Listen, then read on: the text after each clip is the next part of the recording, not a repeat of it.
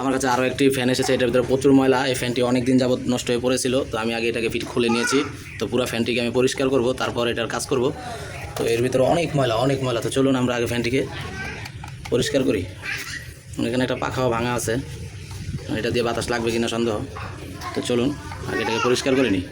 তো আমি ফ্যানগুলো সম্পূর্ণ পরিষ্কার করে নিয়েছি এবং সার্কিট পরিষ্কার করে নিয়েছি, মোটর বের করে এখান থেকে পরিষ্কার করে নিয়েছি এবং পাখাটা ভাঙা ছিল এবং দেখতে পাচ্ছেন পাখাটা আমি গুনার মাধ্যমে কার ছিদ্র করে এখানে জয়েন করে নিয়েছি। তো এখন আমি সম্পূর্ণ এই যে সার্কিটের প্রবলেম বের করব, তারপর আমি স্টেপ বাই স্টেপ পাখাটি কমপ্লিট করব। তো আমি মোটরটি এবং পাখাটি পুনরায় ফিটিং করে দিয়েছি এবং ভাঙা জায়গাটা দেখতেই পাচ্ছেন এখানে রিপেয়ার করা হয়েছে।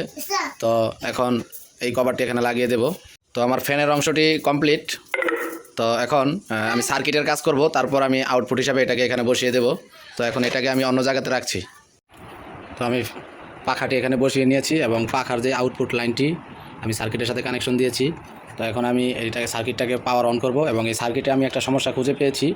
এই যে ব্যাটারি চার্জিং লাইনটা, এই চার্জিং লাইনটা এখান থেকে ছুটেছিল। তো এখান থেকে ছুটে থাকার কারণে ব্যাটারির সাথে কানেকশন ছিল না এবং সেই কারণে কারেন্টের মাধ্যমে চলতো, ব্যাটারির মাধ্যমে চলতো না।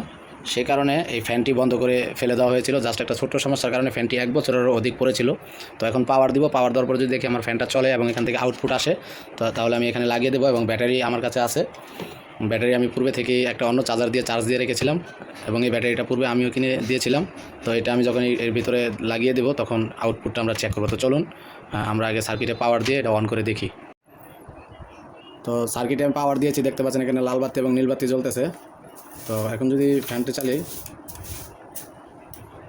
তো আমাদের ফ্যানটাও চলতেছে।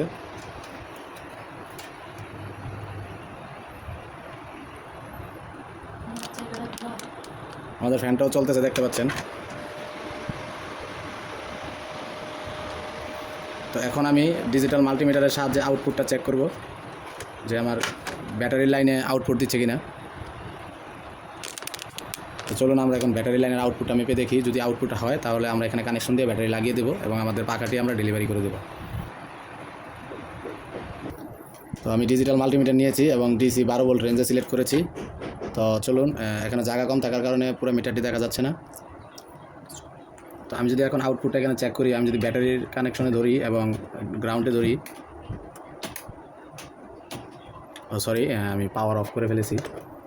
তো পাওয়ার দিলাম, পাওয়ার দেওয়ার পরে এখন আমি ব্যাটারির আউটপুটের জায়গায় ধরতেছি। তো দেখেন এখানে 7 ভোল্ট দেখাচ্ছে, তার মানে ব্যাটারির আউটপুট ঠিক মতো আছে। তো আমরা এখন এই লাইনটা আমরা ওই ব্যাটারি চার্জিংয়ের জায়গায় সোল্ডার করে দেবো এবং এটাকে আমরা ফুল কমপ্লিট করে ফেলবো। তো আমি এখন, এটা হচ্ছে ব্যাটারি কেসিং, পিছন দিয়ে ব্যাটারি লাগানো হয়। তো এখান দিয়ে ব্যাটারি চার্জিংটা ইনপুট হয়। এটা হচ্ছে গ্রাউন্ড এবং এটা হচ্ছে গিয়ে আপনার আউটপুট, ব্যাটারি চার্জিং আউটপুট এবং ইনপুট। তো এখানে আমি এখন এটা সোল্ডার করে দেবো। তো এই ছিল আমাদের এই ফ্যানের সমস্যা, যার কারণে ফ্যানটা এত অবহেলায় পড়েছিল। তো আমি এখন এটা এখানে সোল্ডার করে দিলাম। তো এখন আমরা ব্যাটারির এখানে আউটপুটটা মাপবো, ব্যাটারি চার্জ হচ্ছে কিনা। তো আমি আবার ডিজিটাল মাল্টিমিটারটি নিয়েছি, ডিসি 20 ভোল্ট রেঞ্জে সিলেক্ট করলাম এবং আমি ফ্যানের ভিতরে পাওয়ার লাইন দিয়ে দেবো এখনই। ফ্যানের পাওয়ারের লাইন দিয়ে দিয়েছি। তো চলুন আমরা এখন আউটপুটটা মেপে দেখি। তো এখানে আমরা পজিটিভের সাথে পজিটিভ ধরলাম। তো দেখতে পাচ্ছেন এখানে আউটপুট আসতেছে, 7 ভোল্ট আউটপুট আসতেছে। এখন ঠিক আছে। তো আমাদের ফ্যানের কাজ শেষ। তো আমরা এখন ফ্যানটা ফিটিং করব। ফিটিং করার পূর্বে আমরা ব্যাটারিটা লাগিয়ে একটু চালিয়ে দেখব যে আমাদের ফ্যানটা চলে কিনা। তো চলুন আমরা ব্যাটারিটা পিছন দিক দিয়ে কেচিংয়ে লাগিয়ে দিই। তো আমি কভারটা খুলে নিয়েছি, এখন ব্যাটারিটা আমি এখন ইনস্টল করে দেব।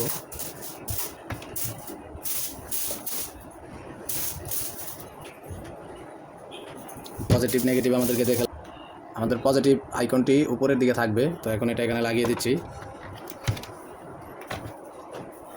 বসিয়ে দিলাম। তো বসিয়ে দেওয়ার পরে এখন আমাদের চালিয়ে দেখতে হবে আমাদের ফ্যানটা চলে কিনা ব্যাটারির মাধ্যমে। তো আমার ফ্যানটা ফাইনালি কমপ্লিট হয়ে গেল। তো এখন আমি ফ্যানটাকে চার্জে দিয়েছি এবং আপনারা দেখতে পাচ্ছেন এখানে লাল বাতি জ্বলতেছে। তো আমি যদি এখন ফ্যানটাকে এসি মোডে রানিং করি, তো ফ্যানটা এখন এসি মোডে চলতেছে। এখন দেখেন ফ্যানটাকে কি সুন্দর ক্লিন দেখা যাচ্ছে এবং পরিষ্কার দেখা যাচ্ছে এবং এর লাইটগুলো অনেক সুন্দরভাবে জ্বলছে। এখন যদি আমি লাইট অফ করে দিই এবং ফ্যানটা যদি চার্জ থেকে উঠিয়ে ফেলি, তো এখন যদি আমি ব্যাটারির মাধ্যমে ফ্যানটা চালাতে চাই আমাকে ডিসি সিলেক্ট করতে হবে। তো আমি যদি এখন ডিসি সিলেক্ট করি, দেখেন ডিসিতে আমার ফ্যানটি চলছে এবং লাইটটিও জ্বলছে ব্যাটারির মাধ্যমে।